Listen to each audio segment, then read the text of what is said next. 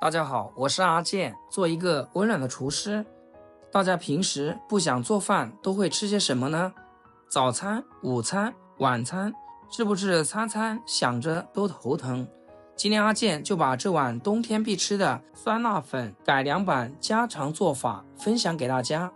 无论是一天哪一餐吃都非常的适合，按照我的做法来，那味道比外面买的香多了，酸辣爽口，开胃又解馋。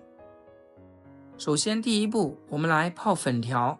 粉条也没什么讲究，粗粉条或者细粉条都可以。我今天用的这个是地道的红薯粉条，往里面加入适量的温水，再加入一把食盐，给它浸泡1小时左右。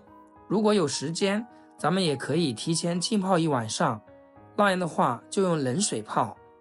再来切点小料，几根小葱和香菜，全部给它切碎一些。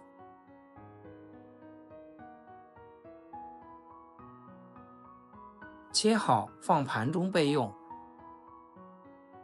做酸辣粉，我们一定要先调一个汤底料，大碗里面加入1勺花椒面、1勺盐、1勺白糖，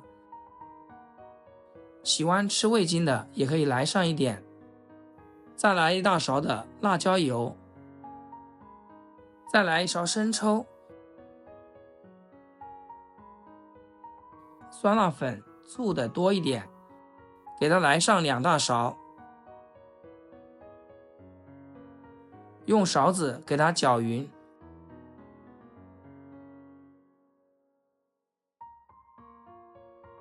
花椒油再来一点，这样香味会更加浓郁。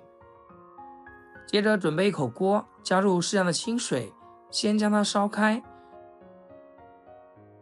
水开以后下粉条，煮个3-5分钟。有条件的朋友也可以放一些其他的配菜，豆芽菜或者是青菜。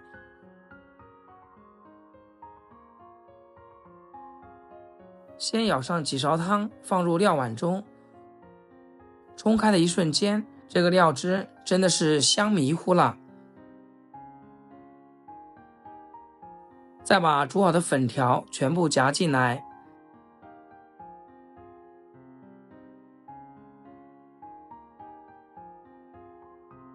接下来重点来了，大家可要看好啦。先来1大勺花生，再来1大勺的榨菜，昨天熬好的油渣多来一点，这味道简直是绝了。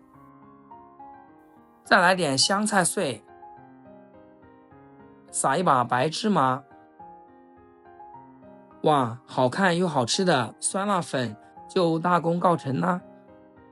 亲爱的朋友们，阿健每天都会分享2道简单易学的家常美食。如果觉得今天这个酸辣粉做得比较出众的话，那么就给阿健点个赞，或者是评论转发一下，让更多人知道。